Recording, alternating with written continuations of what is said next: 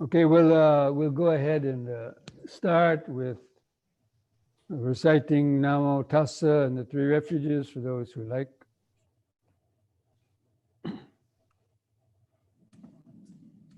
Namo Tassa Bhagavato Arahato Samma Sambuddhassa. Namo Tassa Bhagavato Arahato Samma Sambuddhassa. Namo Tassa Bhagavato Arahato Samma Sambuddhassa. Buddhang Saranang Gacchami. Dhammang Saranang Gacchami. Sanghang Saranang Gacchami.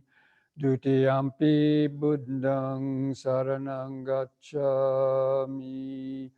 Dutiyampi Dhammang Saranang Gacchami. Dutiyampi Sanghang Saranang Gacchami. Tatiyampi Buddhang Saranang Gacchami. Tatiyampi Dhammang Saranang Gacchami. Tatiyampi Sanghang Saranang Gacchami.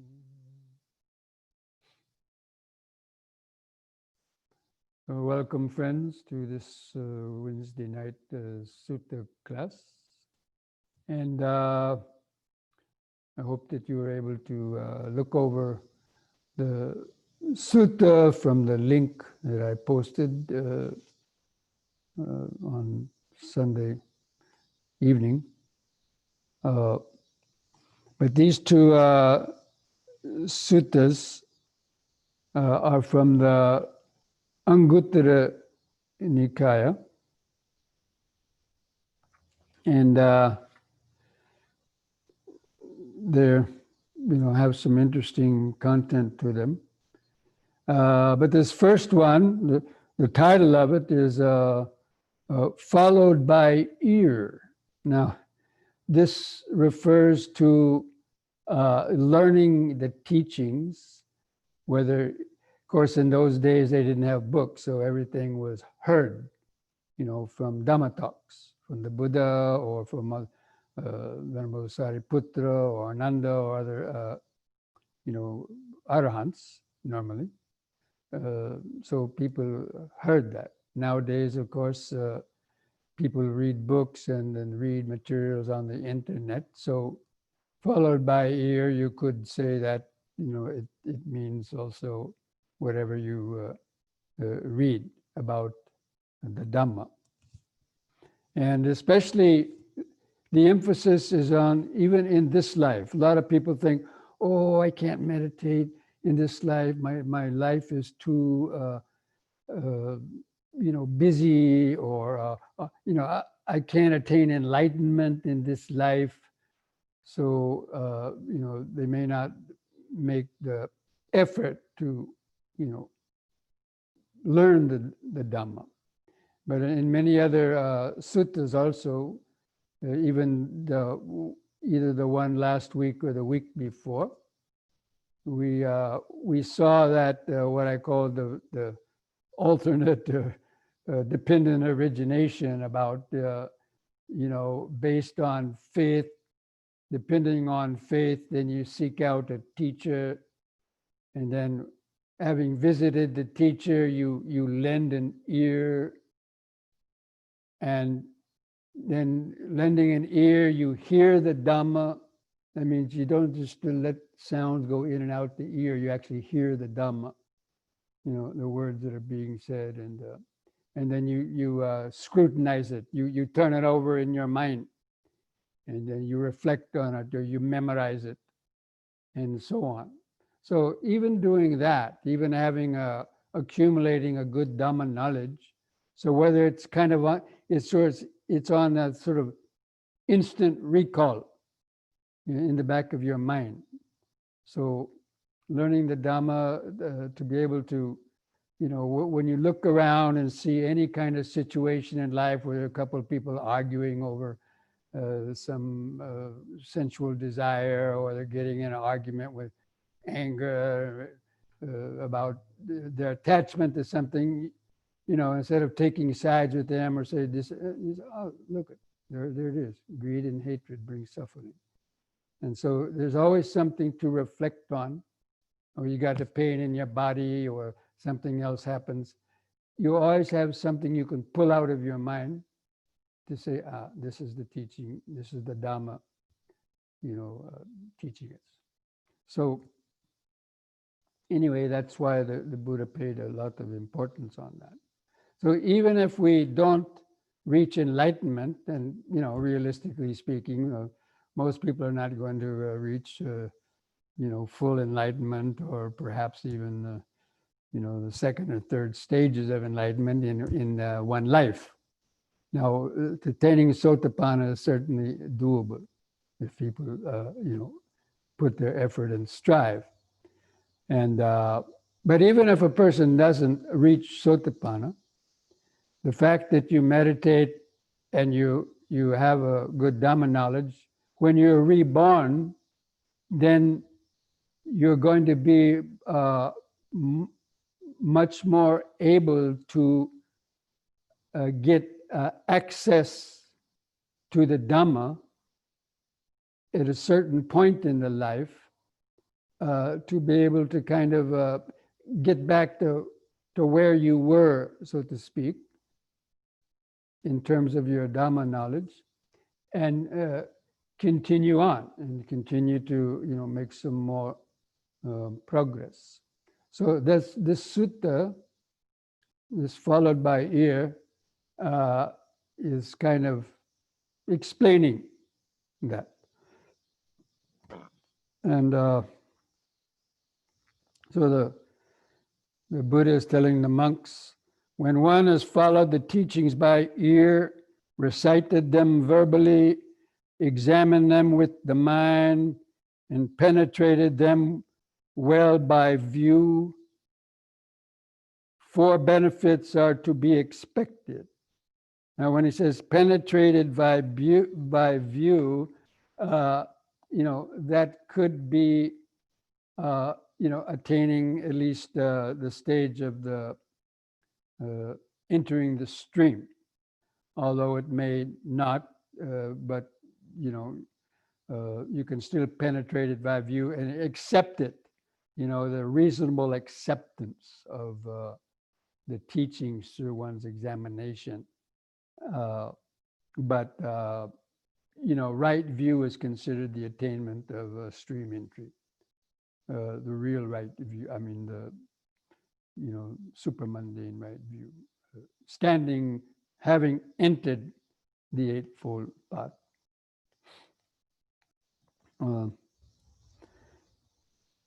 And so he explains what he means by that. He says a bhikkhu, or a person, masters the Dhamma.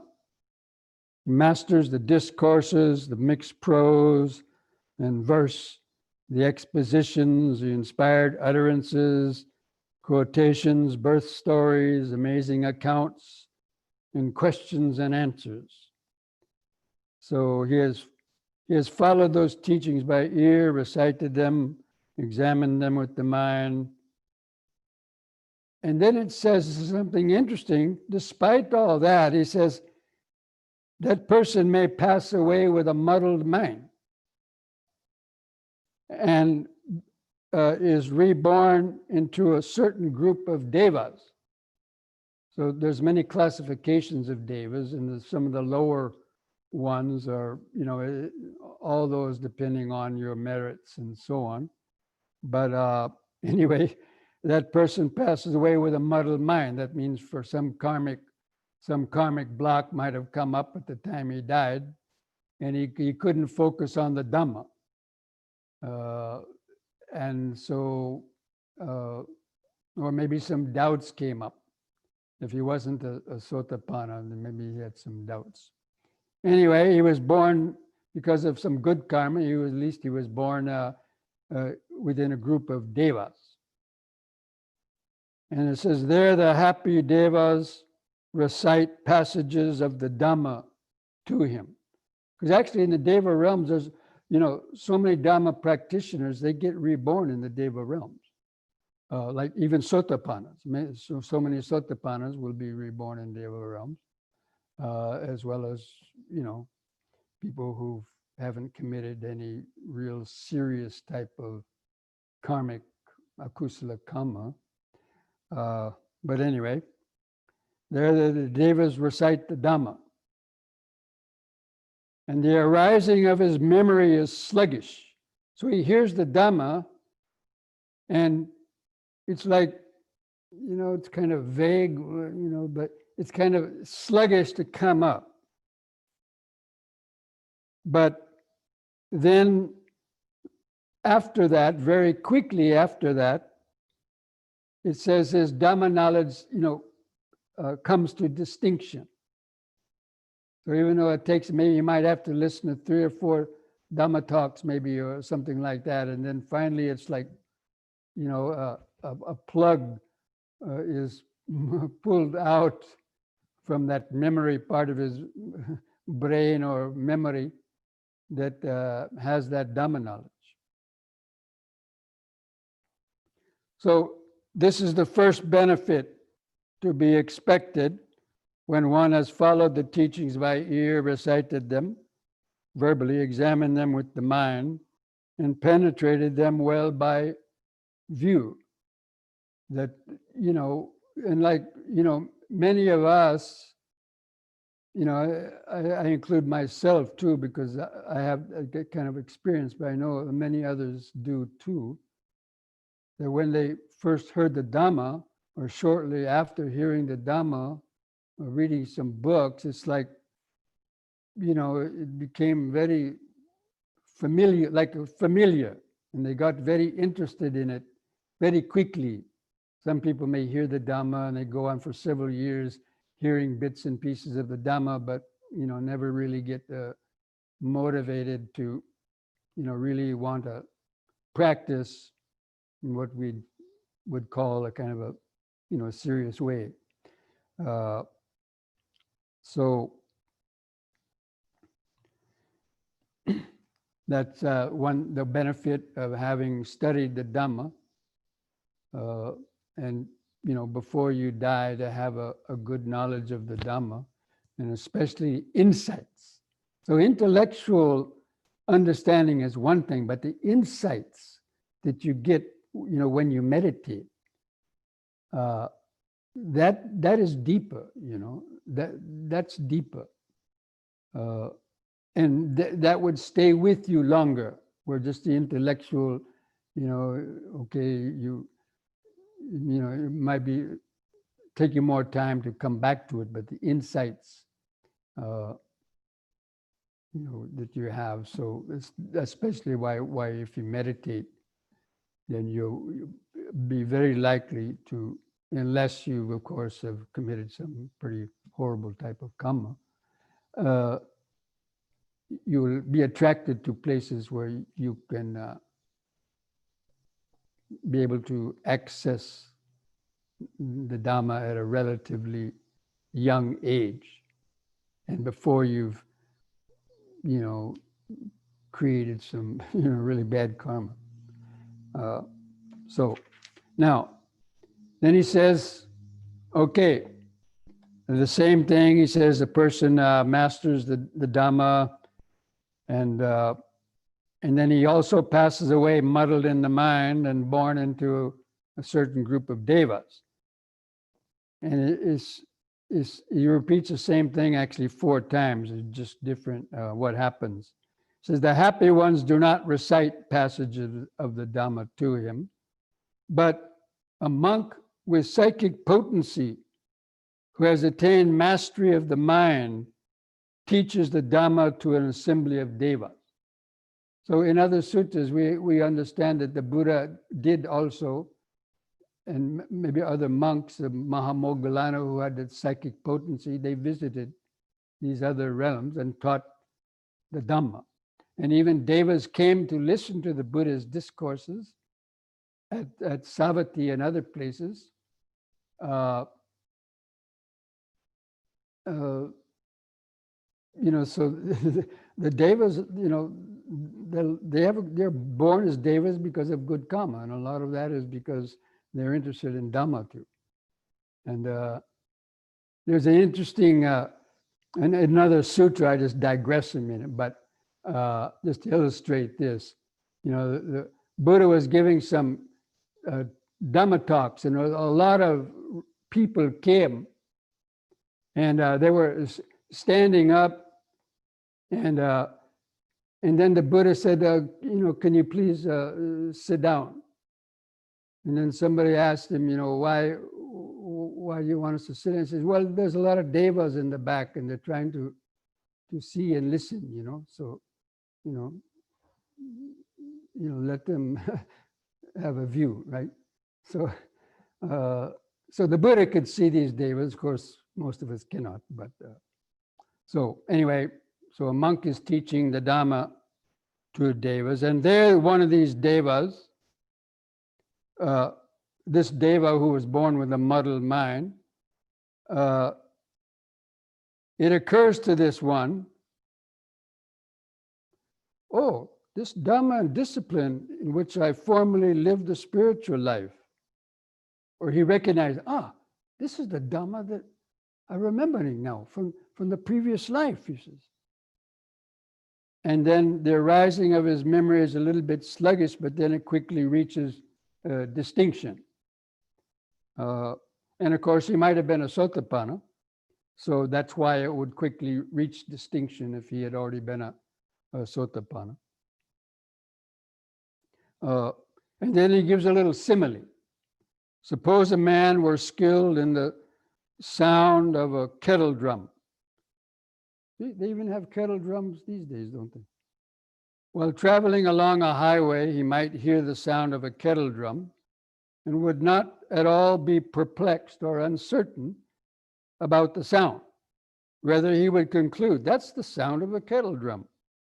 So too, if a monk has studied the Dhamma in a previous life, the arising of his memory is sluggish, but then he quickly remembers that, and it all comes kind of rushing back into him or her. So this is the second benefit to be expected when one has followed the teachings. And then the third time, the beginning part is the same person. He also passes away with a muddled mind, but no happy devas recite the Dhamma to him. No bhikkhu with psychic potency teaches him. However, it says a young deva teaches the Dhamma to the other devas. And then it occurs to him, he hears that Dhamma, like maybe he's talking about the Four Noble Truths, the Eightfold. Hey, I heard that before. Yeah, I remember that. Yeah, and then maybe he got a memory of the monastery he was living in, or maybe he was a monk or a novice at that time.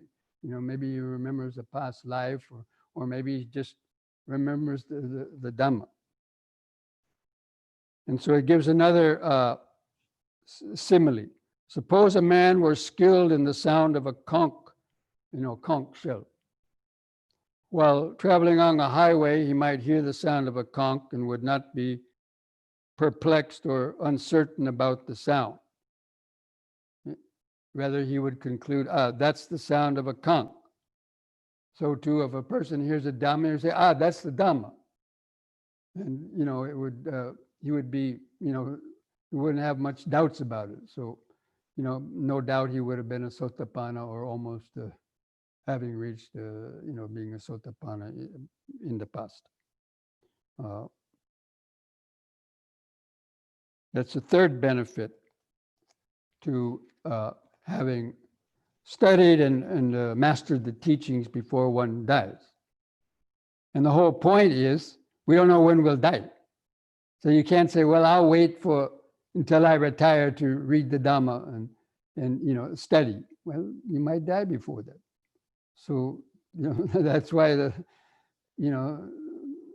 sense of urgency to try to develop these qualities now, so when the inevitable happens, one will be ready, and then one will be able to have that as a resource to help one in the future. And then the fourth one, he goes through all that again, and then he says, however, one being who has been spontaneously reborn reminds another who has been spontaneously reborn. Do you remember, friend, where we formerly lived the spiritual life? And the other says, I remember, sir. I remember. The arising of his memory comes up quick. So anyway, all these four examples are simply because, it could pertain to just not even being born in a Deva realm, but in this life itself as a human being again. And we have the same circumstances. You hear a great monk giving a talk on the Dhamma, or maybe you hear just an ordinary, not, a great monk, or maybe you hear a layman, a good layperson teaching the Dhamma, and it jogs your memory. Or you see a book on somebody's counter, or you even see a picture of the Buddha. Like me, I had an example when I was young, before I knew anything about Buddhism. I was down in Mexico. I used to go down there surfing with my friends. And then we would stop in Tijuana, and walking along, the streets, and where they have all these pottery shops. And so I was, just looking, kind of glancing here and there, and then all of a sudden, something caught my attention, and I was looking over there. And what it was I didn't know it at the time, but it was a Buddhist statue sitting above kind of all these other statues down below, bulls and matadors and blankets and, all this stuff that they sell in Mexico, tourist stuff. But there was a Buddha statue there. And it was my eye just got fixed on it because it was so different than all that stuff below. And it was sort of like saying, come. I mean, it didn't, of course.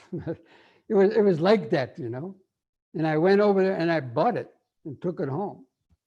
And then only my mother told me, hey, that's a Buddha statue. And I said, who's the Buddha? And she said, go read about it in the Encyclopedia Britannica. So I read it. And at that time, it didn't jog my memory so much, but at least a statue did. So even something like a statue or a photo, if you're familiar with that, even that can pass over, be familiar in a next life. So I'm just kind of saying this because these kind of strong images, they do sort of go with the mental continuum to the future.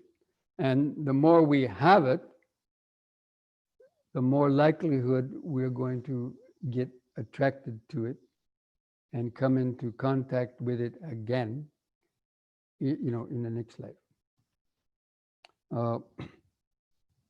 Okay, so having said all that, all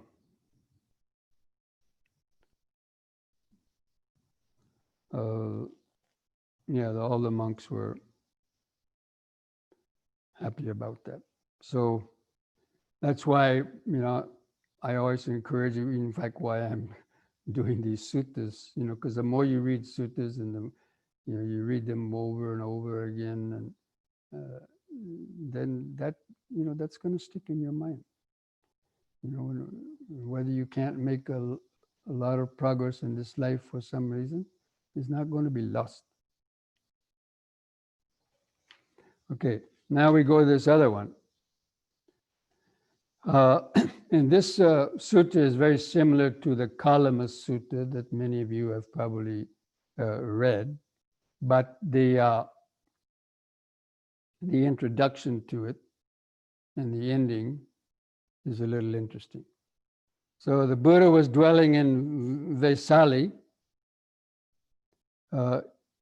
This is called Bhaddiya. The title of this sutta is Bhaddiya. That's the name of a monk or one of these Lichavi people. So he was dwelling in this place, and these Lichavi people came and paid homage to him.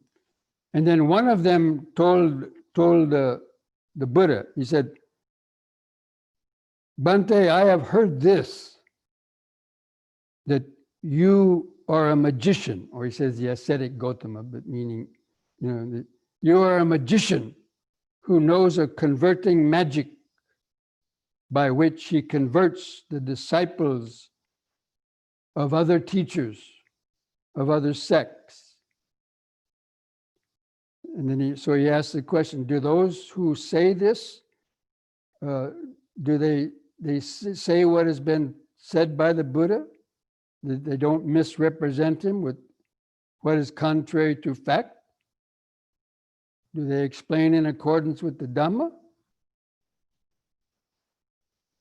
Because, they don't want to go ahead and spread that rumor. So, maybe some rival ascetic teachers, say the Buddha is a magician and he tricks people into converting them. So these are disciples who must have had some, basic understanding, not this herd mentality that, a lot of people even these days have, right? Spreading rumors that they don't even know is true, repeating stuff, retweeting all this, some of this stuff that you hear, right? That later on is found out not to be so true. Anyway, so the Buddha then answers him, says, come, Bhaddiya, do not go by oral tradition, by lineage of teaching, by hearsay, or by this, just some scriptures, or even by logical reasoning, inferential reasoning, or by the acceptance of a view, or thinking that the speaker who's ever telling it is, even, enlightened or so. So that's similar to the Kalama Sutta, about not accepting something somebody says just because they say it or it sounds good or so on. But when you know for yourself these things are unwholesome, these things are blameworthy, these things are censored by the wise, and if you accept them and undertake them, they lead to harm and suffering, then you should abandon those teachings. And then the Buddha is very clever in his teaching. He says, what do you think, Bhaddiya, when greed arises in a person, is that good for his welfare, or does it lead to harm? And, this person had to be a little bit, intelligent and a little bit of a good person, because some people here would say, oh, it doesn't lead to any harm. Right? But he's saying it leads to his harm. When greed arises in a person, that greed arises for harm. And that means some kind of unwholesome effect will happen if there's a strong attachment in greed.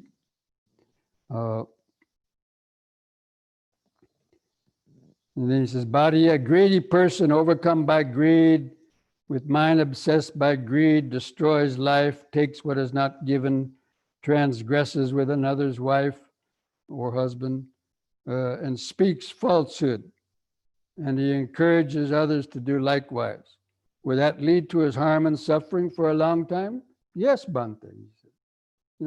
Any logical person would know that. Some people don't want to admit it, of course, but they know that.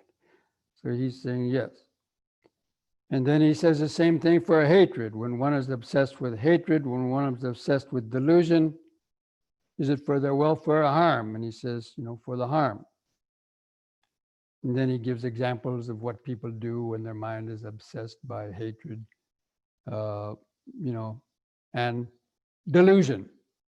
And delusion means like examples of these self-professed religious teachers, and there's been examples of them over the last 40, 50 years, who thought they were enlightened, thought that the Almighty was speaking directly to them, and they wound up doing things that caused a lot of harm and death to them by being deluded. So that's a strong example of being deluded, or thinking you are somebody you're not. You reached a higher stage than you have, or just other types of delusions. Again, just believing something is good or the best when it's not. So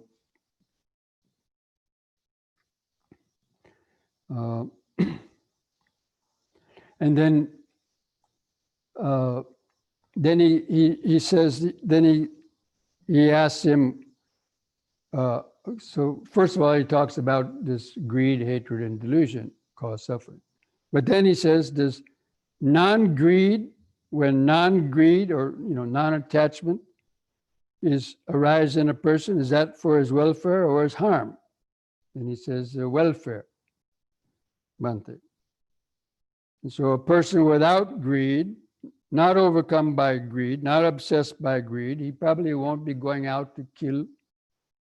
Or of course, some people might, like let's say hunting and so on, may not be obsessed with the greed, but anyway, basically to break the precepts. And then the same with delusion.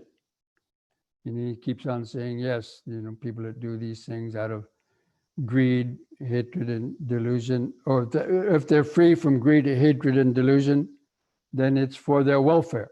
That means their mind will not be obsessed with guilt, worry, remorse, and fear, because he hasn't done anything reprehensible.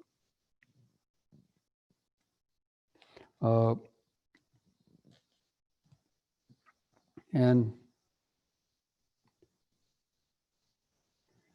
so he, emphasizes the fact that one should, always try to check one's greed, remove the greedy type of thoughts,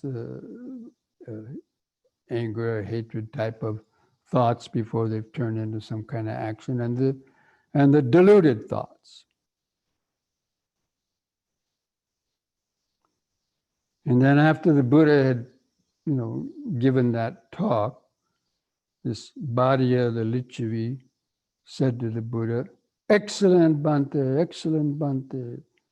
And then he says, let the Blessed One, the Buddha, consider me as a lay follower who from today has gone for refuge to the Buddha, Dhamma, Sangha for life. And now it's interesting what the Buddha says back to him. He says, now Bhaddiya, did I say to you, come Bhaddiya, be my disciple, and I will be your teacher? And Bhaddiya replies, surely not, Bhante. And then the Buddha replies to him, but Bhaddiya, though I speak thus and declare in such a way, other ascetics and Brahmins untruthfully, baselessly, falsely, and wrongly misrepresent me when they say the ascetic Gautama is a magician who knows a converting magic by which he converts the disciples of other sects.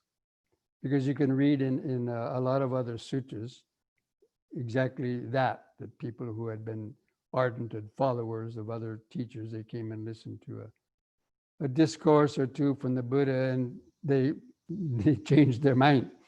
They sort of stopped following the teachings of that other one and got faith in the Buddha.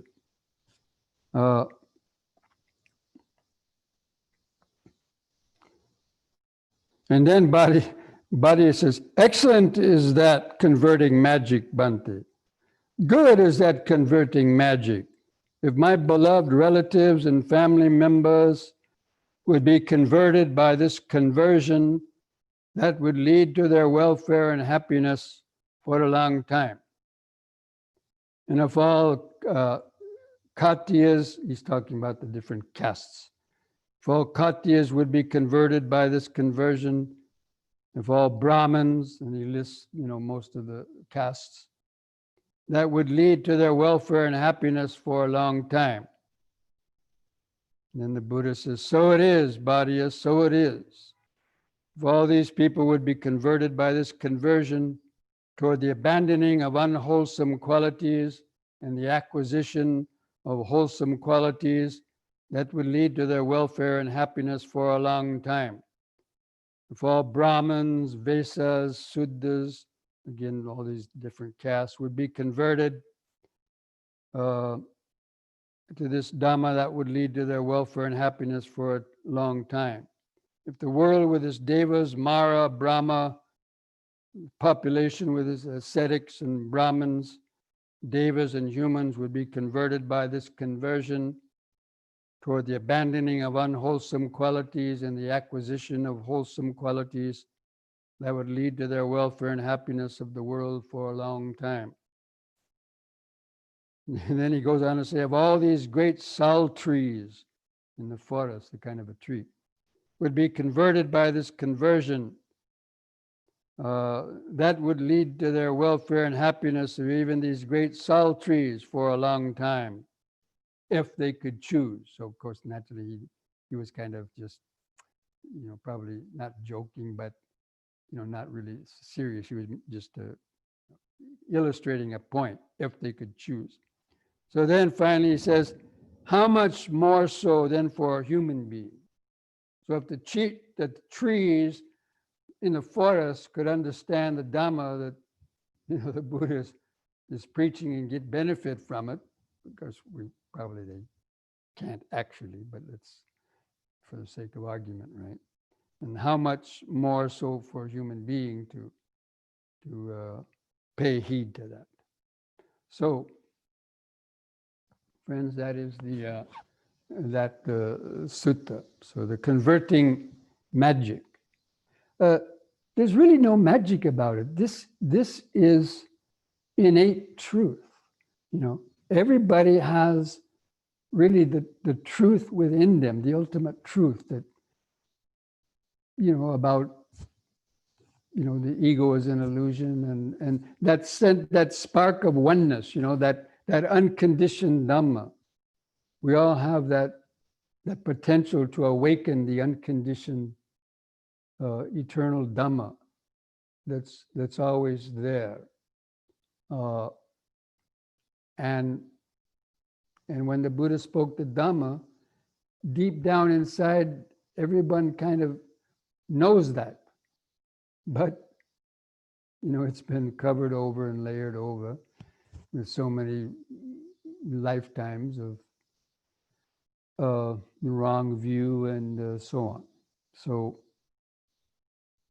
anyway, it's not a converting magic, it's awakening that seed of truth that everyone essentially has deep inside. That's why so many people, do come to spiritual realization, because that seed is inside, except some people can access it quicker than others. And that access goes back to the first sutta that we are covering, is that these people would have practiced or had some familiarity more with these teachings and would, get it quicker or sooner than others. So, having said that, then let's see if there's any questions on the chat here.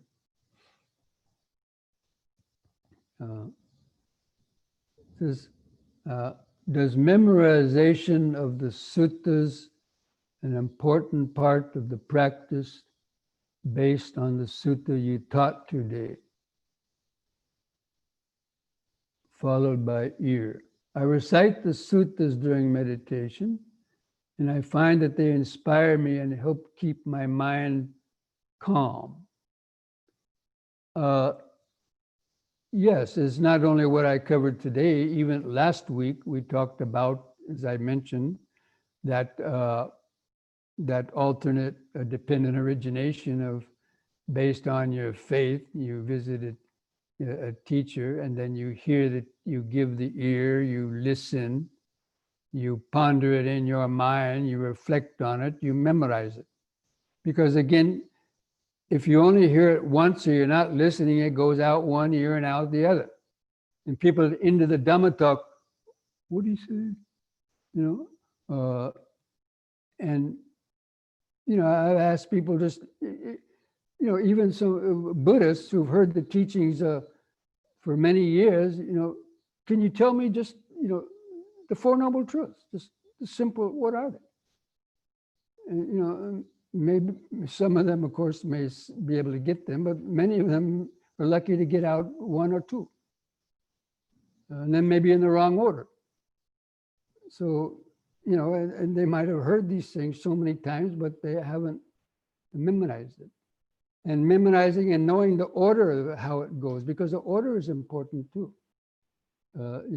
Everything the Buddha said, all the lists, they were given in an order because there's a reason behind it, a gradual unfolding of that. So, but during the meditation, I would say during the meditation itself, I wouldn't try to recite the sutta by, just recite the sutta, or you could, but you should reflect on it. So not just memorizing, but it's reflecting on it. Not just saying the truth of suffering is arising of suffering, but then, okay, what is this truth of suffering? And analyze it is the way that it has been given, or in the cause of suffering. And through and understanding that by directly experiencing in your life also. So it's not that we want to, during meditation itself, recite the sutta, although sometimes we might at the beginning or something, but to observe by developing your mindfulness and concentration, and then like these aggregates, being able to be able to identify when an aggregate is grabbing your mind, this is the form aggregate, this is the feeling and perception, and some of the other, recognize the hindrances, for example, and being able to apply the antidotes for them. So that's how we have to use the memorization, not just to memorize and recite all the time, but to inspire us to, it's only by developing mindfulness and concentration that you gain those deeper insights. The insight is not the recitation of the sutta. An insight is a kind of just a kind of a flash of insight as to the meaning of that verse or sutta that you said, that you recite.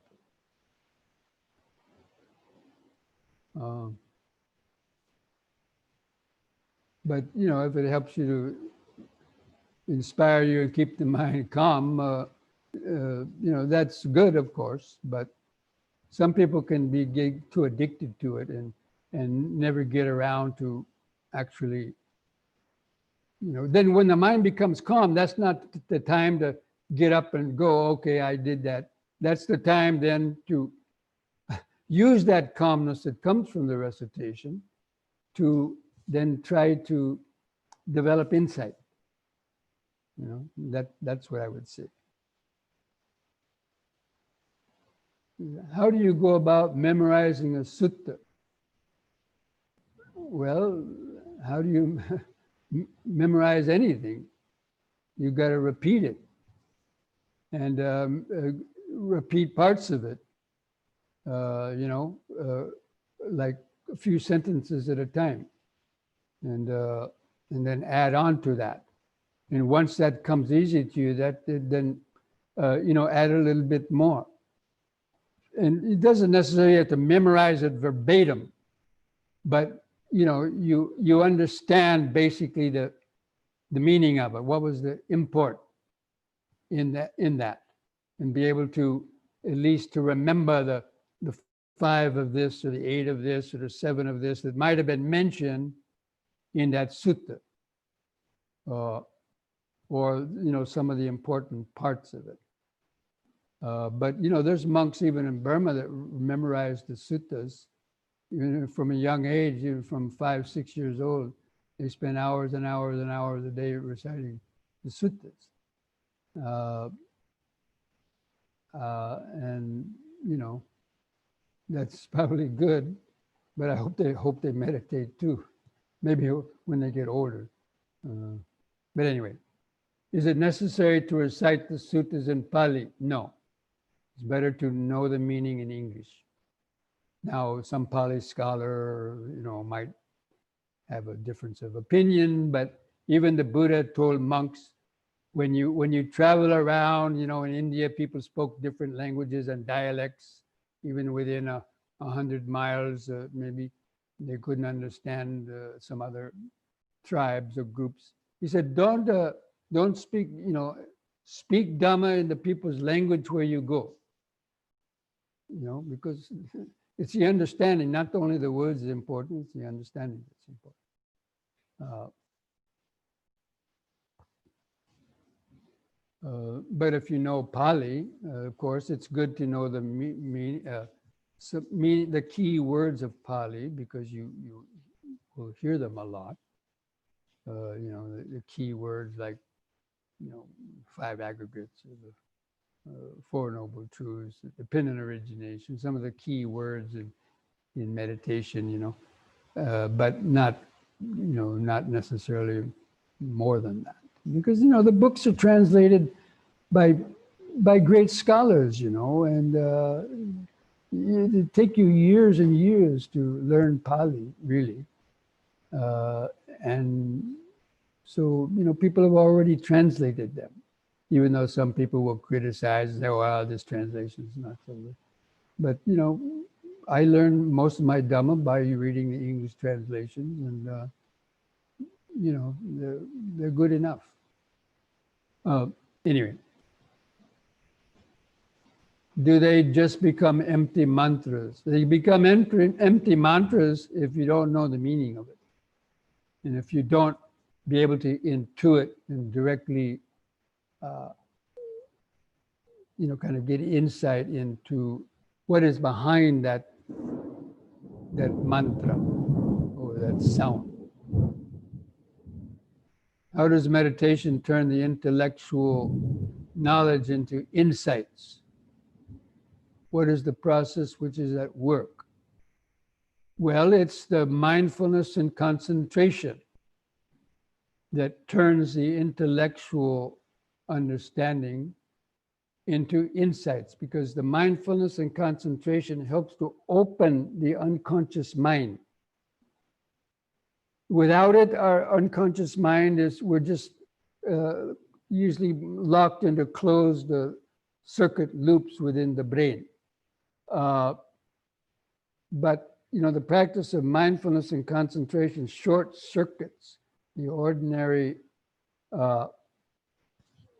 thought circuits and reactive circuits in the mind that reach a deeper space, an intuitive level where the insights come from. Subtler levels. So that's the process. It's the mindfulness and concentration, and the balance of the mindfulness and concentration. The concentration is ability to hold the attention on a particular subject or object, but the mindfulness is the alertness that keeps away the hindrances and is able to detect subtler and subtler to see impermanence, to see how quickly things are arising and vanishing, and how when you try to stop that, suffering or stress arises. You can't see that without the mind being in a calm state. It's difficult to explain exactly how that is. It's just, that's why, people you have to do that. Is memorization necessary, or only the meaning and internalization of the essence? Well, again, memorizing the meaning and the meaning and the internalization of the essence is what is important. It's the same with the memorization just helps to hold it in the mind, so it's recalled quicker and quicker. And it helps that process of, getting at the deeper meaning, which is the insights, and so on.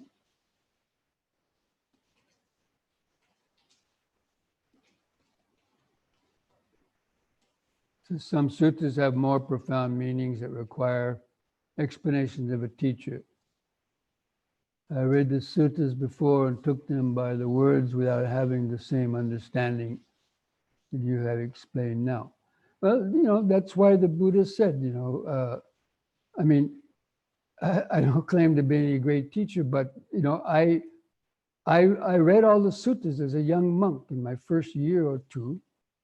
I read all these books about, written by D.T. Suzuki and other great monks, and they were all good, but then when I actually had access to the suttas in English, I went to a monastery where one of the monks there had many of the suttas in English, and I spent 2 years there, reading over them over and over and over again. And my whole understanding of Dhamma changed, because of that, the suttas. They opened up so much more than just,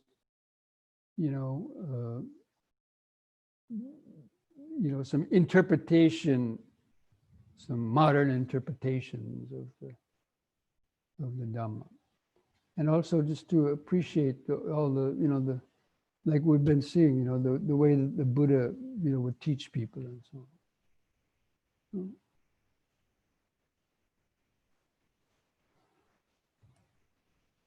Okay. So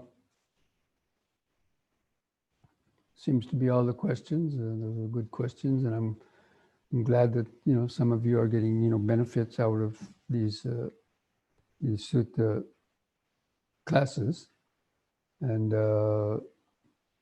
because usually if you read a sutra on your own, you might be just sitting in your house at night on your own. You read a sutta, but there could be some distractions going on. People walking through the room, your cat jumping up on your lap and licking your face, and, different things like that kind of interrupt the attention. So, or you might get bored after a while. But when you're doing it, kind of this, hopefully it holds your attention, and it kind of I try to show examples of how these teachings are work in the life and so on, so that people go, oh, I didn't know you could actually meditate on that. I thought it was just a philosophy, 5 aggregates. Oh, I thought it was just some list of things, right? You can actually meditate on 5 aggregates. You actually see them arising and vanishing. Well, so anyway, to keep pointing people's minds back to that, how we use these teachings in a very practical way. Okay, so okay, let's go ahead and have a short break to use the facilities or drink some water, come back, and then do a few stretches, and then have our meditation. Okay. See you back in a few minutes.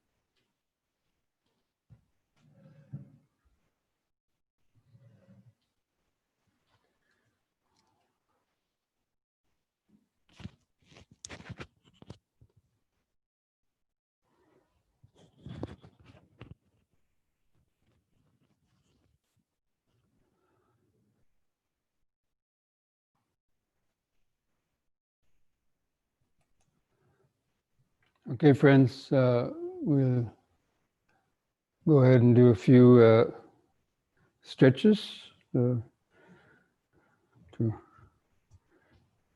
hopefully get the energy flowing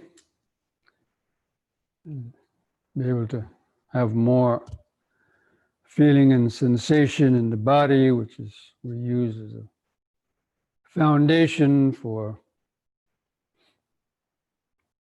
developing our mindfulness and concentration. So just relax your shoulders and arms at the sides.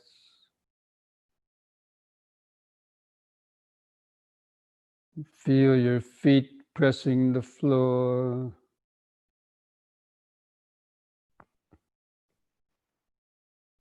If you can, kind of try to feel the outline of the whole standing body. And then begin some deep, slow breathing.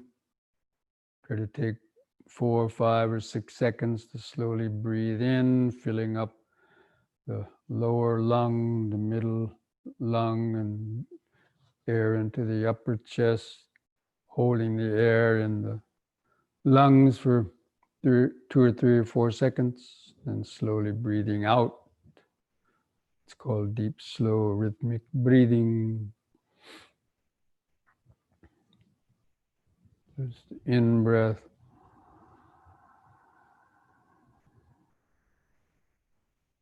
Hold the air a few seconds. And the out breath, feel that relaxing contraction of the out breath.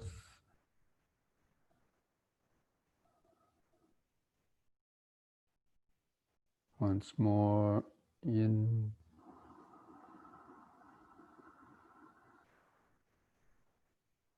Hold the air. Out.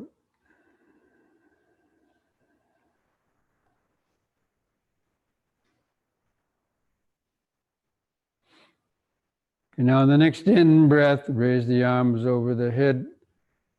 Interlock the fingers, turn the palms up, straighten the arms, stretch your head back, arch your back a little bit, and stretch upwards. On the out breath, turn the palms down and touch the top of your head on the out breath. Again, in breath, palms up, straighten the arms, head back, arch the spine.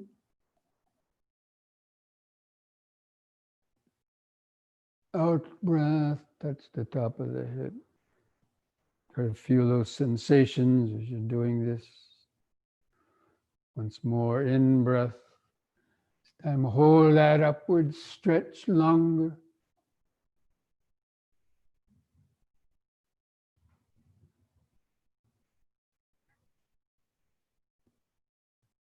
You release the fingers on the out breath, arms back to the sides. Relax, gently close the eyes. Try to feel the increased body sensations, especially in your hands and fingers, but maybe in other places too. If you can't feel anything, just feel your feet pressing the floor. Or just remember standing, the present moment of the body.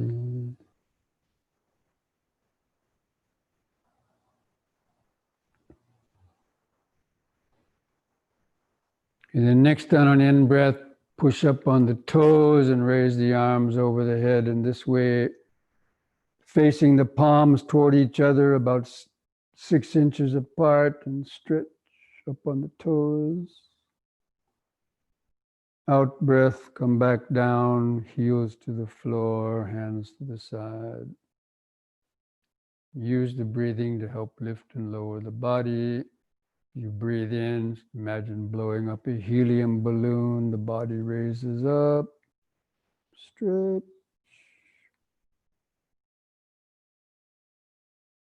Out breath.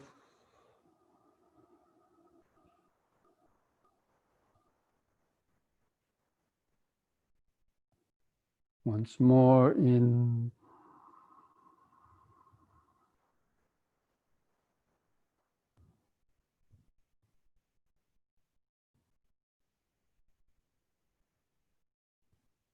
Out.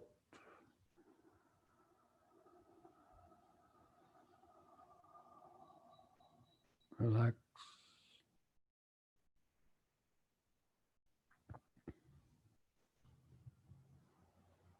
Just keep feeling the body.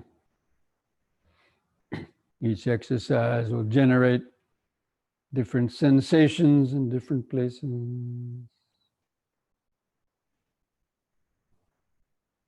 It's part of mindfulness to be able to notice that.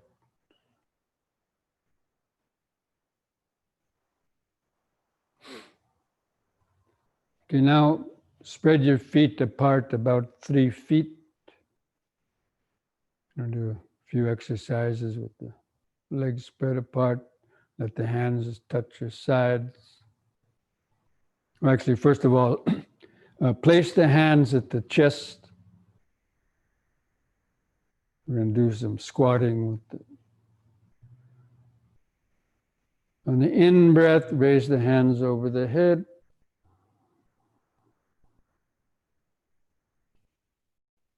On the out-breath, lower the hands to the center of the chest and bend the knees and lower the body down as far as you comfortably can. Try to keep the back upright. Feel the stretch in the knees and hips. On an in-breath, lift back up.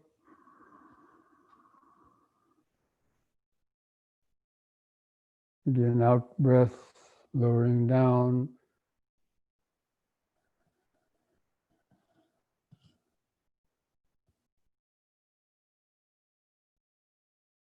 In-breath up.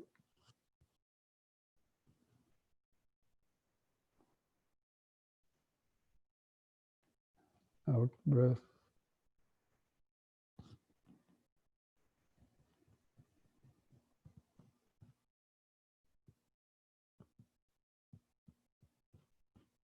In.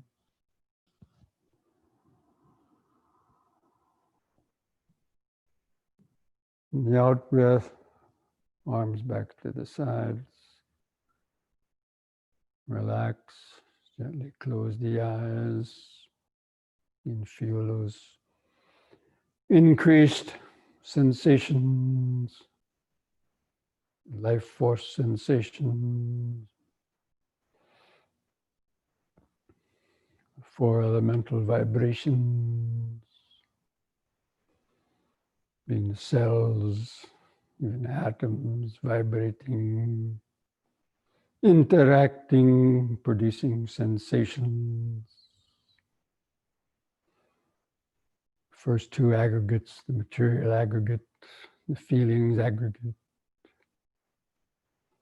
Maybe pleasant feelings or unpleasant feelings, neutral feelings.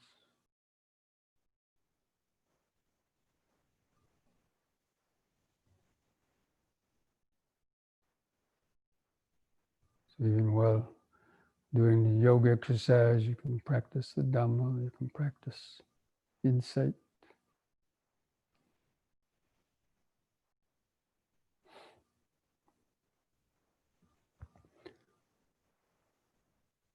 Now we're going to do side bending, keeping the legs apart, the hands at the sides. Breathe in.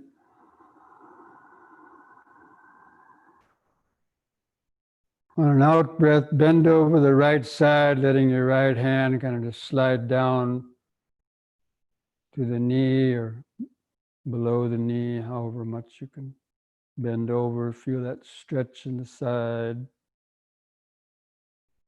In breath, lift up. Pause a moment, and the out breath, the other side.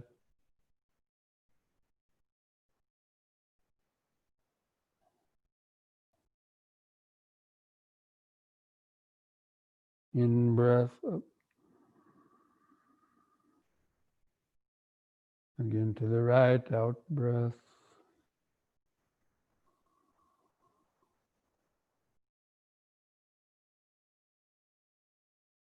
In. Again to the right, left, out breath.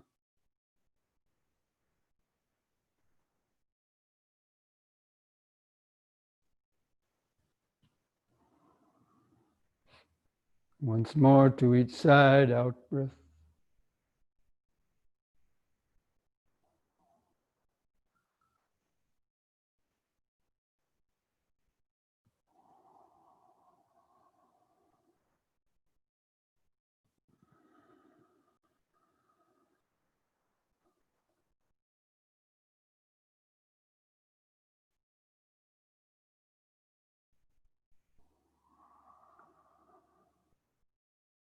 And the out breath, relax.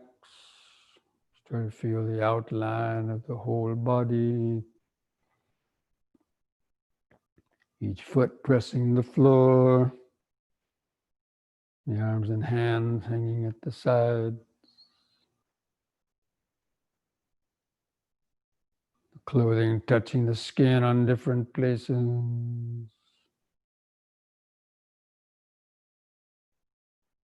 The head balanced on top. So many different sensations. Just this body exactly as it is, here and now. The process of impermanence.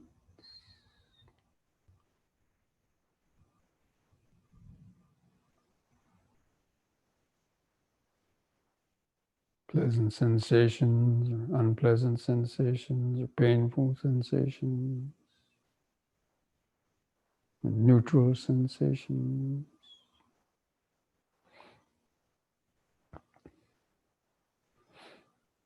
Okay, one last exercise, the forward and backward bending. So when you do a back bend like that, especially when you come up from a back bend, there could be a rush of energy to cause the body to shake a little bit, or you might feel like even blacking out. So you don't want that to happen really. So don't bend back too far the first time. Each time try to bend back a little bit more, but you have to gauge yourself, okay? So breathe in.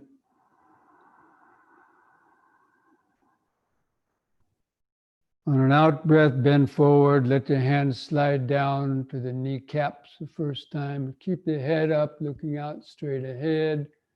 Try to flatten the back or spine, making it like a tabletop.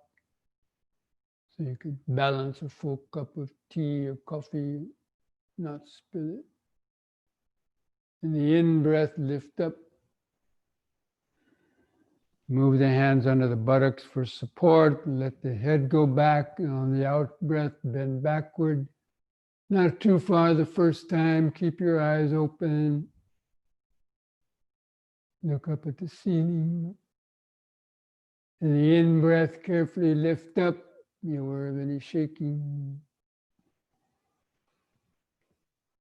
And the out-breath, again, bending forward. Keep the head up.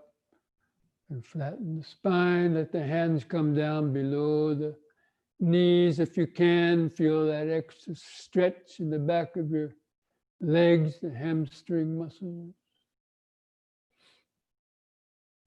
The in-breath, lift back up. Again, hands under the buttocks.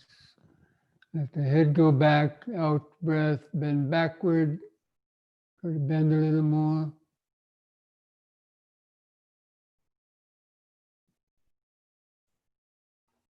In-breath, carefully lift up.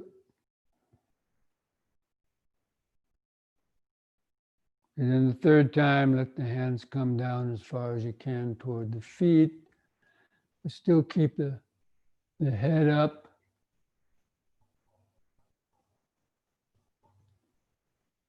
Feel that stretch in the back of the legs. Hold that position longer.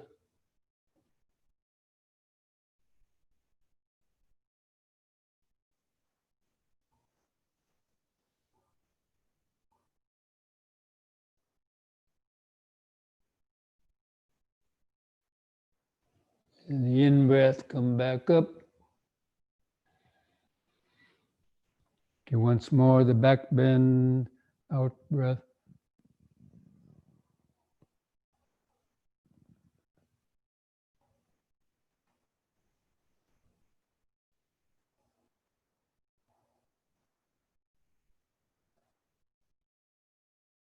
In-breath. And the out-breath, just relax. Just feel all those sensations. Try to feel or imagine the body, that organic aliveness of the whole body, the cells vibrating due to the increased oxygen and movement. vibrating, interacting, producing all these different sensations, pleasant sensations, unpleasant sensations, painful sensations, or just neutral sensation, like a touch of clothing against an arm or leg is probably just a neutral sensation, neither painful nor pleasant.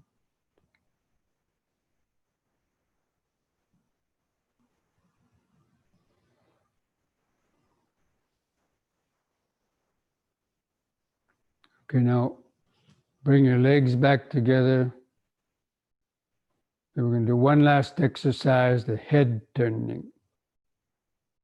On an in-breath, turn your head to the right as far as you comfortably can.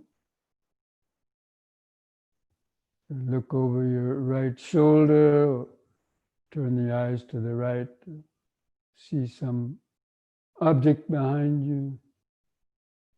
And on the out-breath, turning the head 180 degrees to the left. Try to look over your left shoulder, turning the eyes to the left. Again, in-breath back to the right.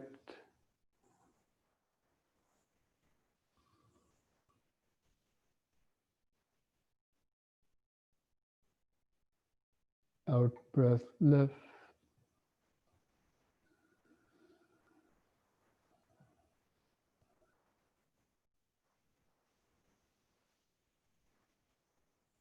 Once more to each side, in-breath to the right.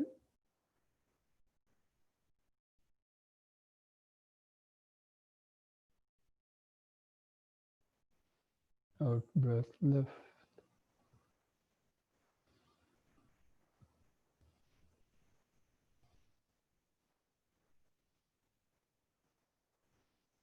On the next in-breath, let the head stop in the center. Again, just try to feel the whole body, having whole body awareness.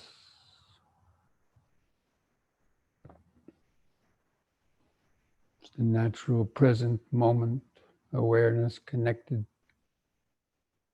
to the body.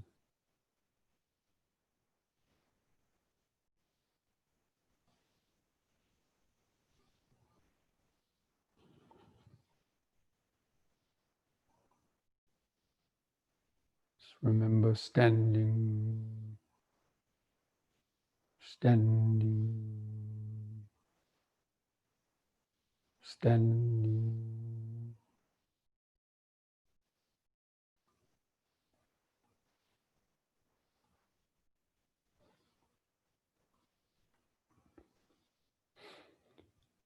Okay, so let's come back to your, be ready for the sitting meditation.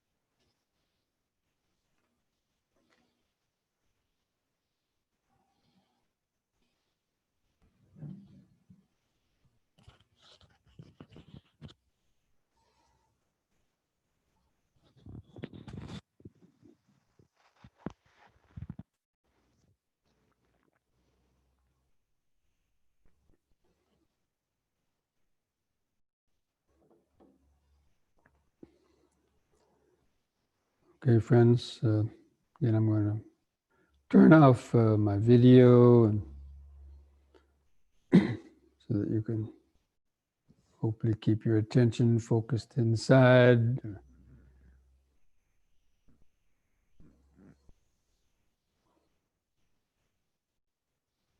Just sit in a straight posture, adjust your hands. And try to keep your hands in the same position for the whole meditation period. Try not to lean against the back of your seat. Or gently close the eyes, and first of all, just focus your attention on your buttocks and feet. Just feel the weight of the body pressing the floor.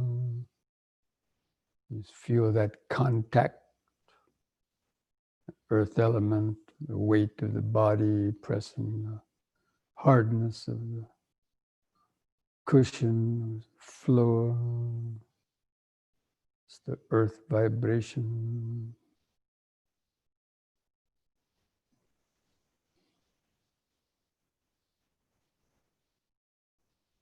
Start to feel a few different sensations there, buttocks and feet or toes.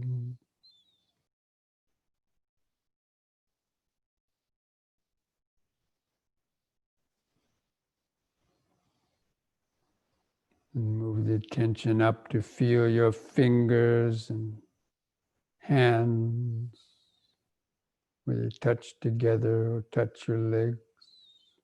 Again, that contact producing sensation.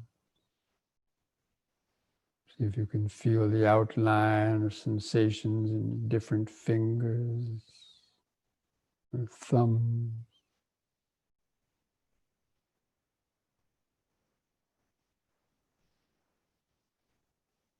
It's the natural body awareness.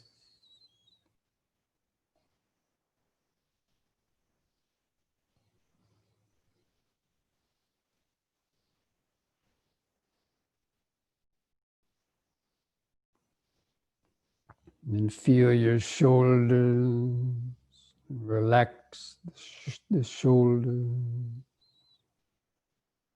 Feel the weight of the upper arms hanging from the shoulders.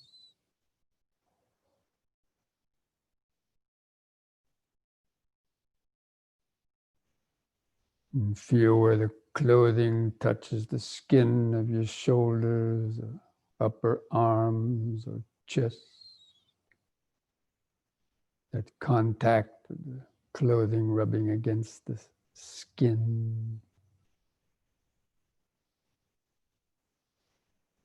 Two earth elements, the clothing and the skin,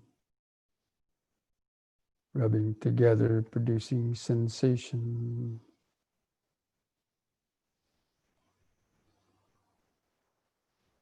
That's the way of discerning the Dhamma,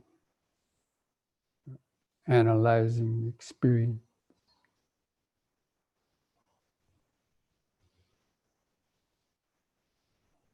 Now feel the head balanced on top of the neck.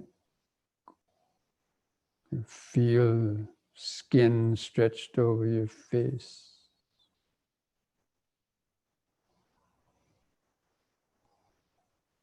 Different sensations. That stretched skin over the face.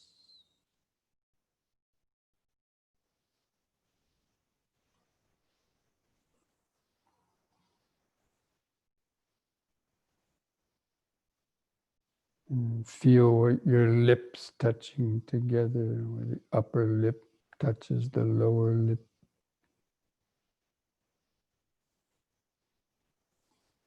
Again, that contact producing sensation.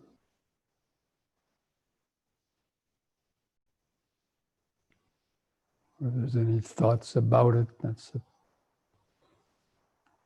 perception and thoughts, mental activity. Just recognizing your lips as a perception. Any thoughts about it, consciousness is there, observing all five aggregates are included in that one experience, that moment.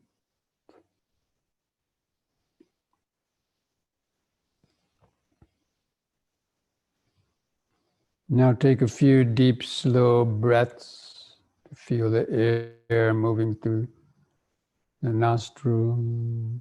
Kind of imagine that air going into the lungs and the oxygenated blood carried out to the body.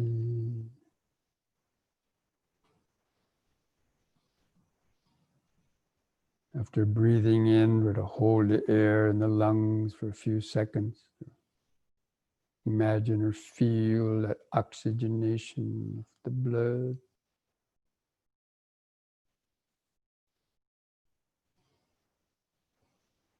On the out breath, feel that relaxing contraction of the out breath.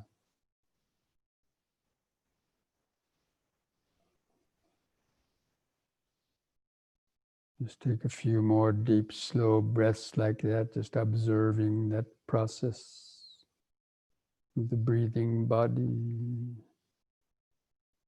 Just breathing in, letting go of the past and future.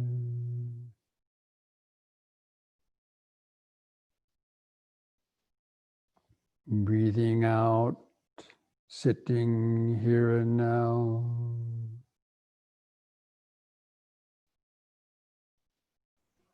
Breathing in, letting go of the past and future.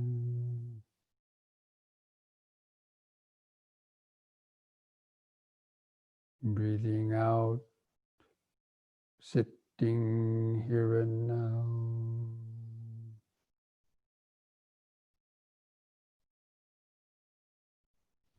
Now we're going to count the breaths from 1 to 10 to try to gain a better focus on the breathing, concentration. So just keep the attention on the expanding and contracting movements. Try to take some deeper breaths while doing this to feel it more clearly. On the next expanding in breath, mentally count 1. Hold the air in 1 or 2 seconds. Feel the sitting posture. Now on the out breath, contracting out breath, also count 1.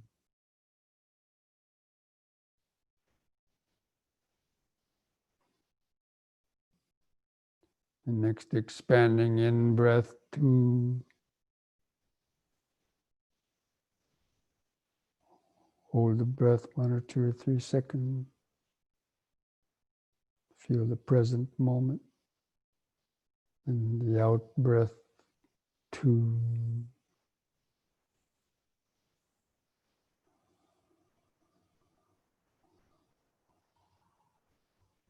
Next in breath, 3.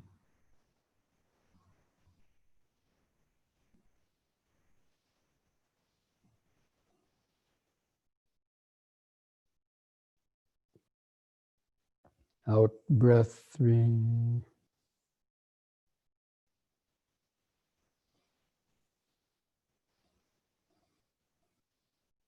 In breath, 4.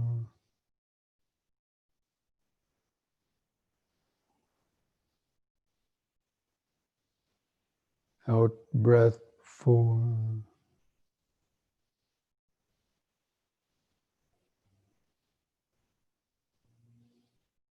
In breath, 5.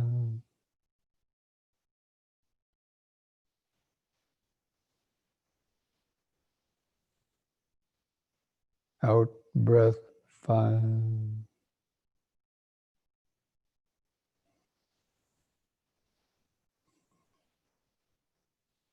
In breath, 6.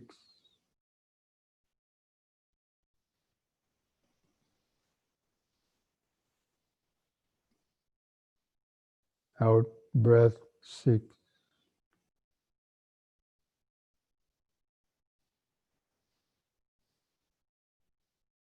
In breath 7.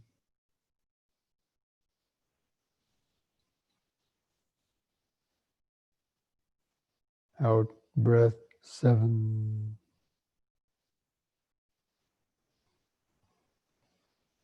In breath 8.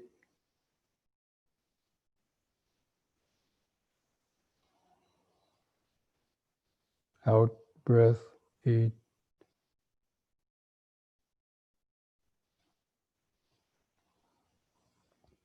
In breath 9.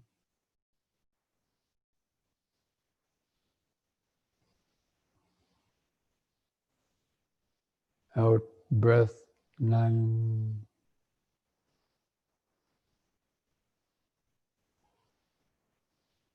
In breath 10.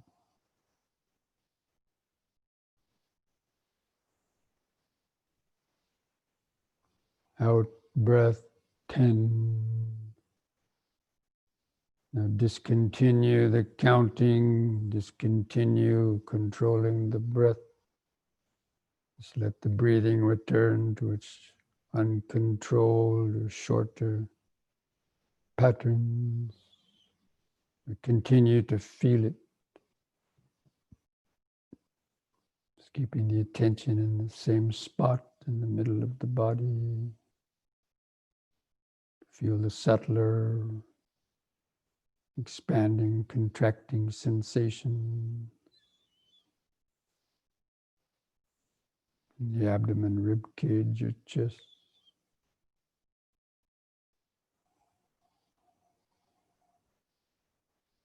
And just simply remember the present moment. Just breathing in, sitting, breathing out, sitting. Or just simply in, sitting, out, sitting. Just try to feel the short pause after the in-breath. The short pause, maybe just a fraction of a second. And after the out-breath, there's a short pause. Sometimes it's very short, sometimes it's even longer. The pauses are important to feel, to notice. Keeps your attention concentrated. Just in, sitting, out, sitting. It's the ongoing, continuous, present moment, connected to the body.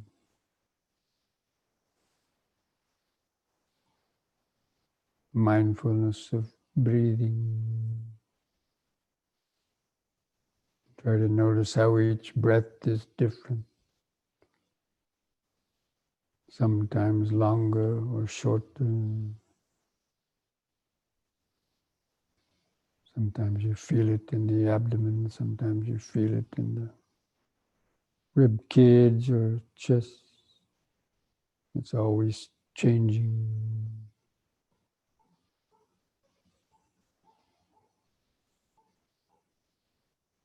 Just be the detached witness, the detached observing.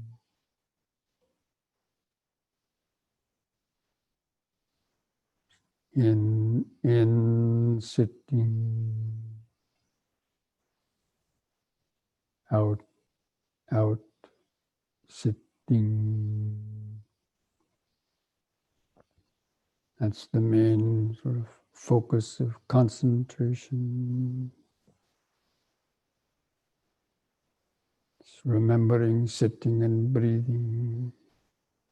It's applied and sustained thought.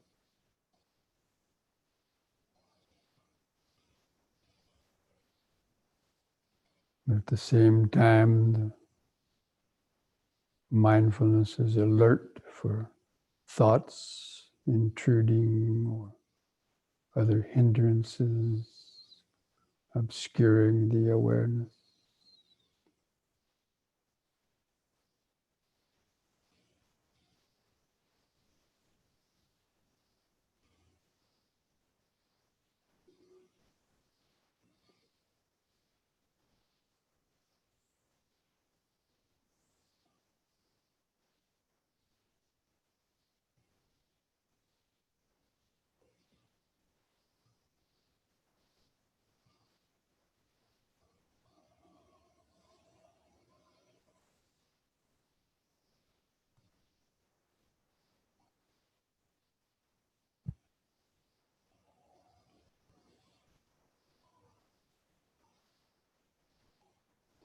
Just be aware of this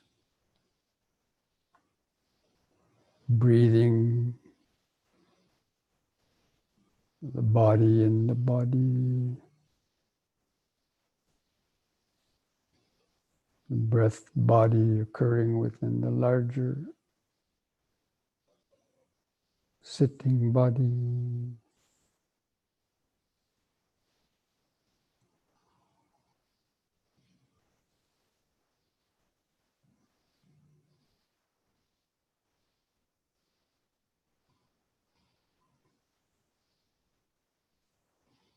The concentration can feel the breathing, but the mindfulness can also feel other sensations that are coming and going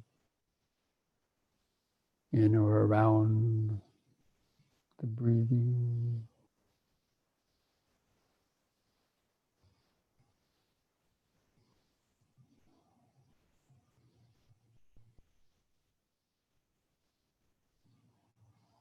Even while feeling the breathing, you can notice like a pulse of blood, or clothing touching the skin, some itches, unpleasant sensations arising.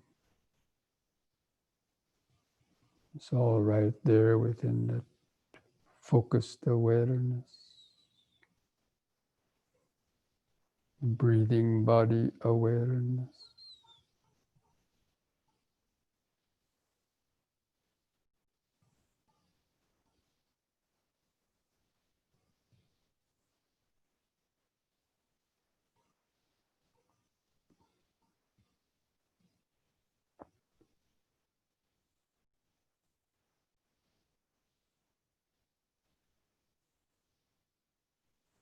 Be like a scientist sitting in the laboratory, observing the greatest experiment or the greatest phenomenon, the body-mind process.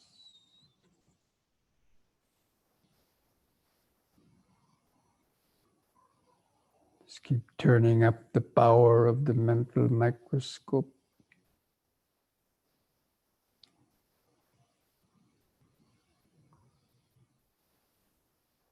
To notice subtler, finer details.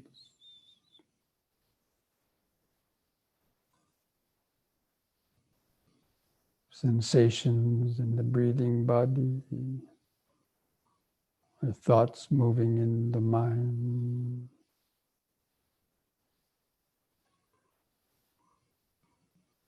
There are two things always happening: the physical sensations and the concurrent consciousness.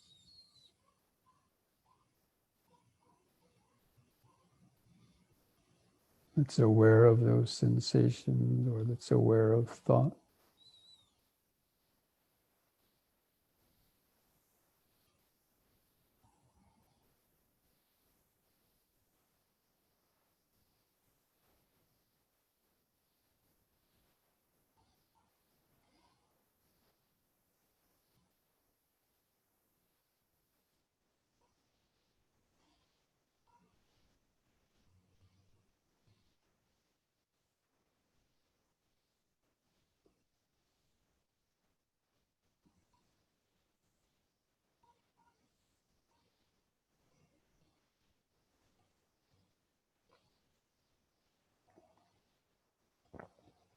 If the mind is calm enough, try to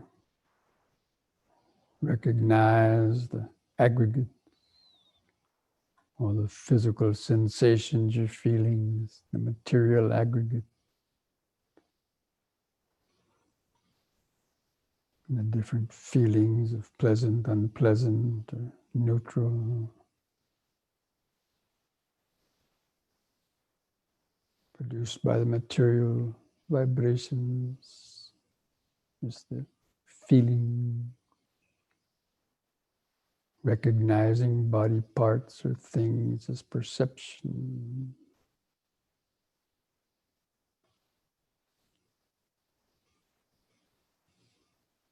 Thinking about them as mental activity.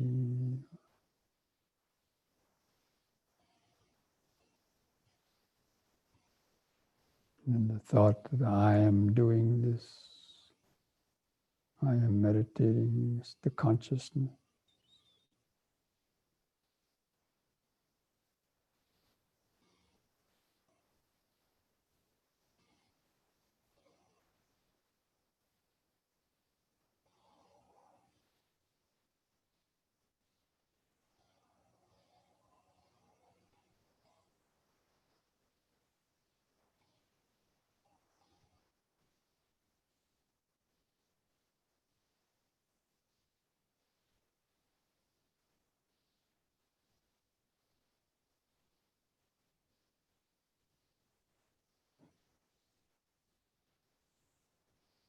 Just try to notice how quickly different sensations, perceptions, or thoughts just arise and vanish.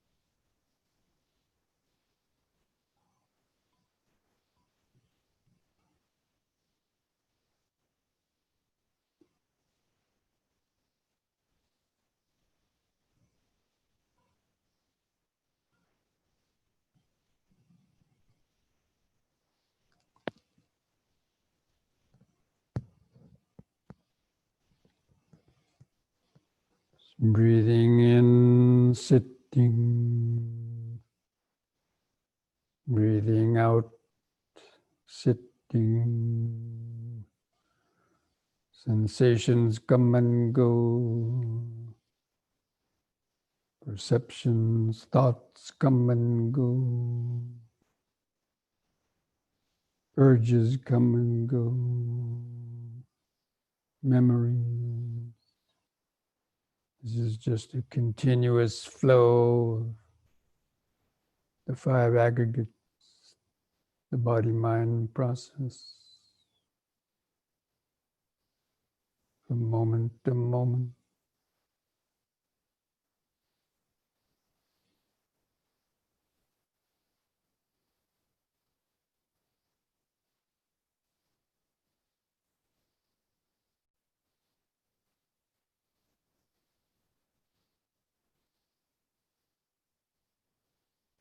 If we lose that connection to the present moment, awareness, body-mind awareness, breathing body awareness, and we easily get lost into worries, fears, distractions, greed or hatred or delusion.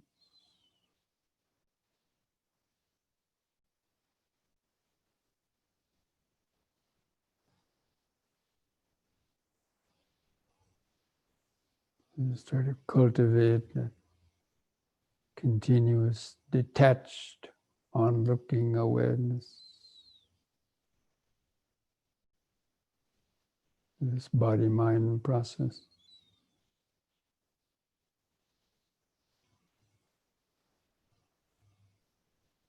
Seeing how quickly those aggregates arise and vanish.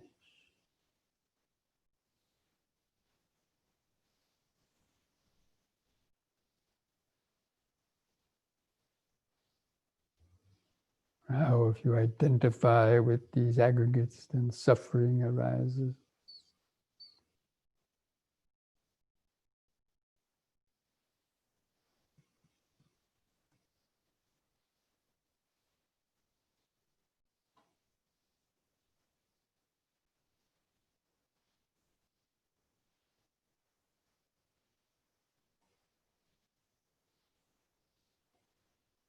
You can directly observe that without thought.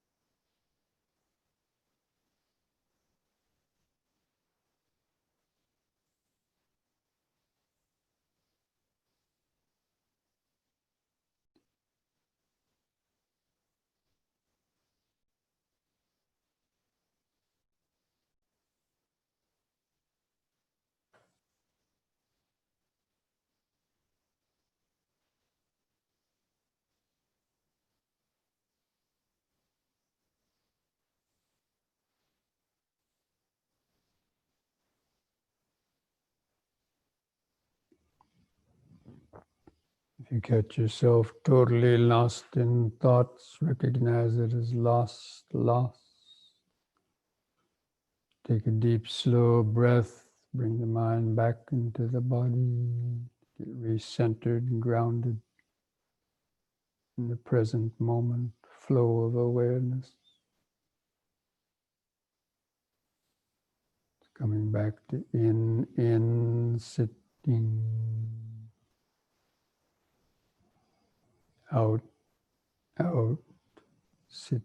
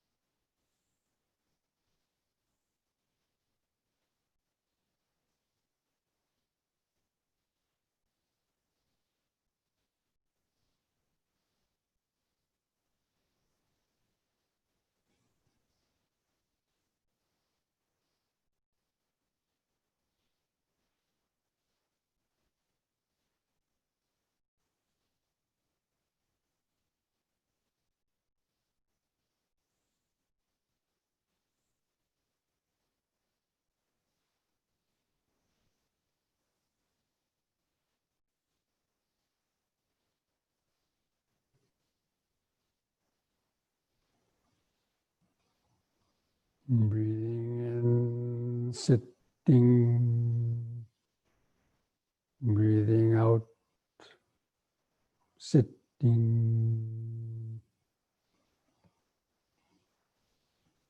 Keep coming back, recentering, regrounding in the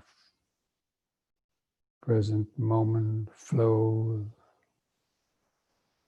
the body-mind process.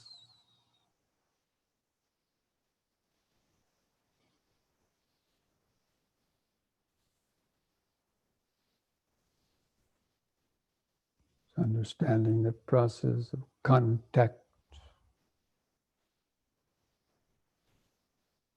feeling, perception,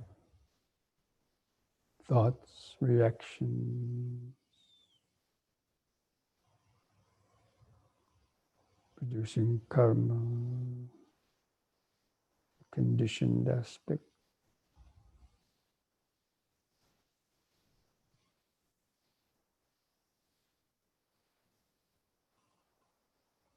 So it's mostly just happening by itself.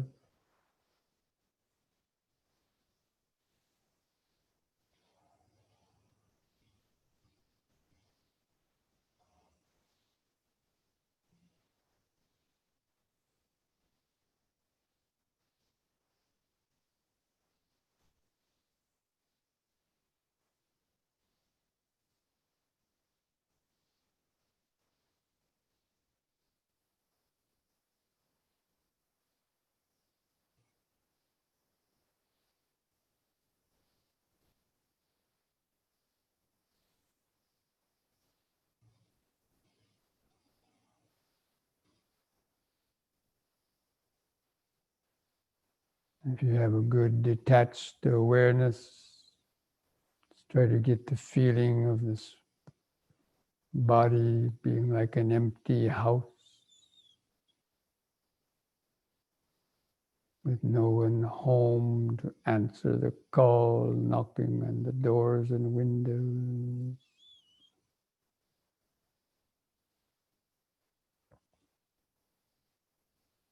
But there's a sensitive microphone in the house, which is consciousness, the knowing faculty. It kind of knows but doesn't know.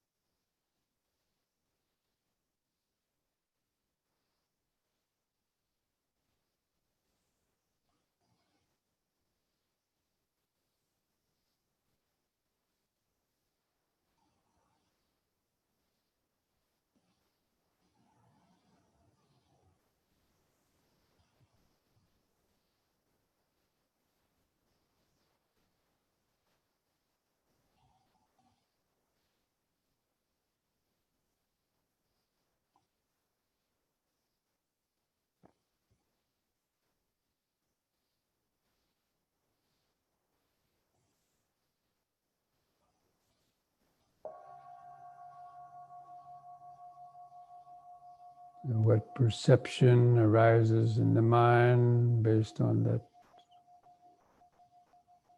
vibration.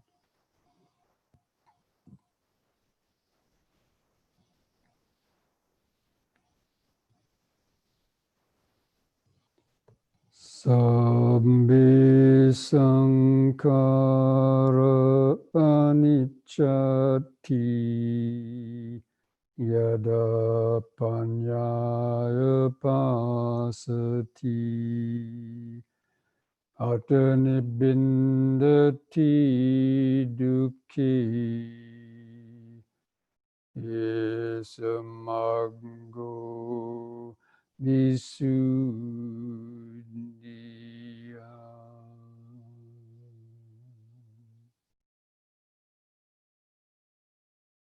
All conditioned things, the five aggregates of this body, mind, and world are impermanent. When one sees this with the eye of wisdom, one becomes disenchanted with suffering. This is the path to purity, to freedom. Thus spoke the Buddha.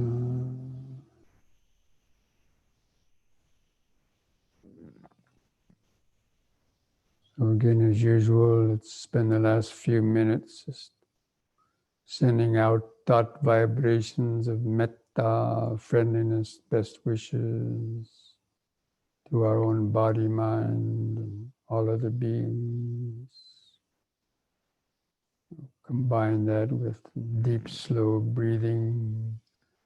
So again, let's do some deep, slow breathing.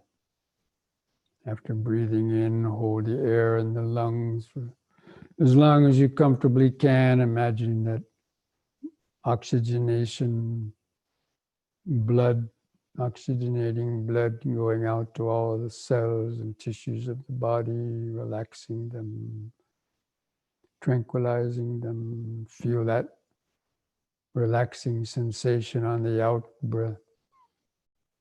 Just imagine that those sensations of the oxygenated blood or other sensations being like saying metta to your own body, blood carrying out that life force, pure wisdom, pure love, pure energy, out to all the cells and tissues of the body, nervous system. Just cultivating this idea, may I be well, peaceful and wise. May I be free from greed, hatred, fear, and ignorance. The negative thoughts, speech, and actions arising from that. May I have the patience, strength, mindfulness, and wisdom to meet and overcome all difficulties in life. May I continue to develop the spiritual faculties of faith, energy, mindfulness, concentration, and wisdom.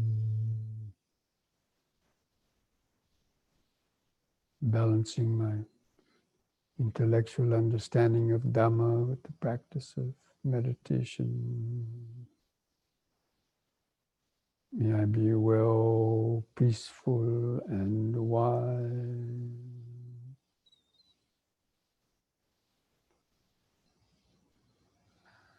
And try to continue taking some more deep, slow breaths. And with each out breath, just imagine sending these metta vibrations to your parents or other family members or friends, or people that you work with. Just with each out breath, just imagine those vibrations going through their body and mind, tranquilizing their greed, hatred, and delusions, or pains and suffering.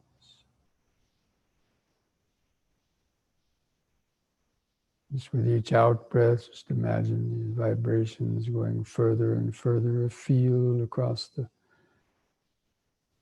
fields and countryside to the towns and cities.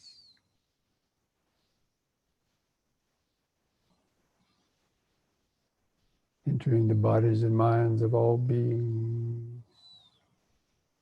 And with each out breath, just imagine these vibrations spreading further and further, like a slow moving fog, like the heat coming off a wood stove.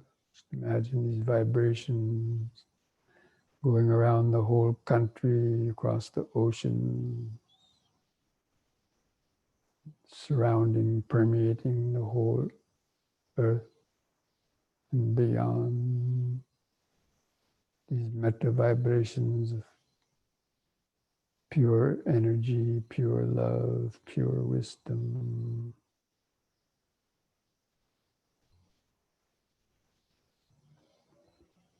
It's with the idea that may all living beings in the whole world, wherever they might be, may all beings be free from greed, hatred, fear, and ignorance. May they be free from the pains and sufferings of body and mind brought about by such unskillful karmic thought, speech, and action.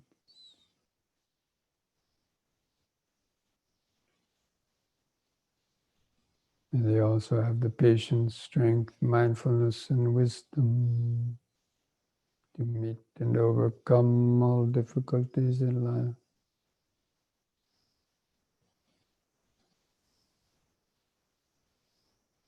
May all beings have the fortune to hear the Dhamma, to understand the Dhamma, practice meditation, to free their minds from confusion and suffering. May all beings be well, peaceful, and wise. May all beings be well, peaceful, and wise. Just like a mantra reverberating throughout space. Well, peaceful, and wise.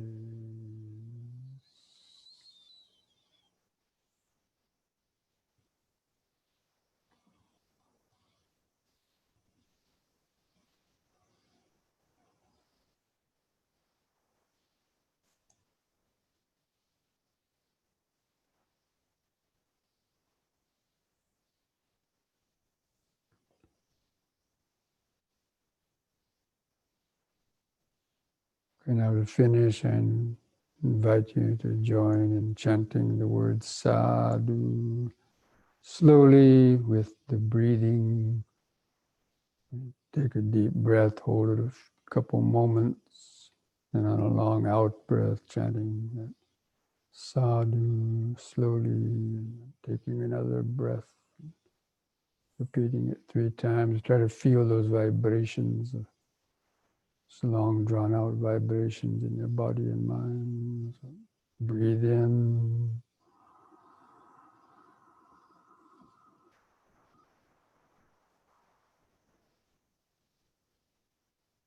Sadhu.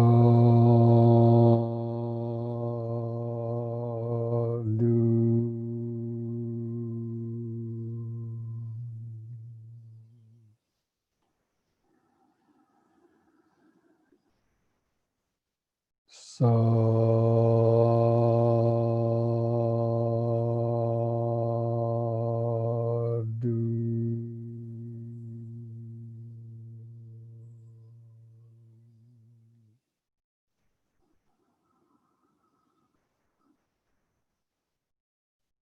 Sadhu.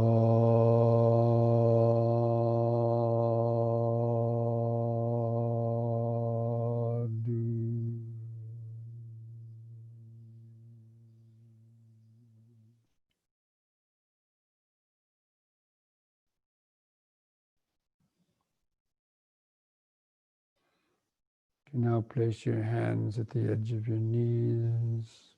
And on the next in breath, stretch your head back and pull the hands against the knees, or to arch your spine a little bit and hold it. Feel the sensation.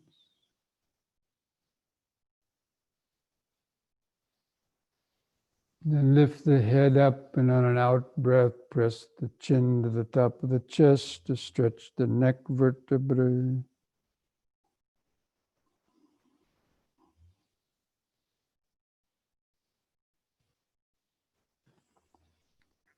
Then lift the head up level to the floor on an in breath.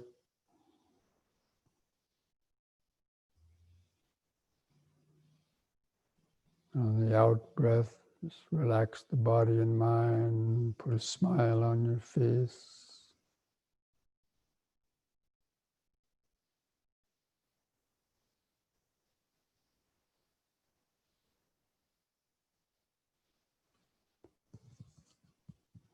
Okay, friends. So this brings our Wednesday evening to a close. So I hope you all could be able to, follow those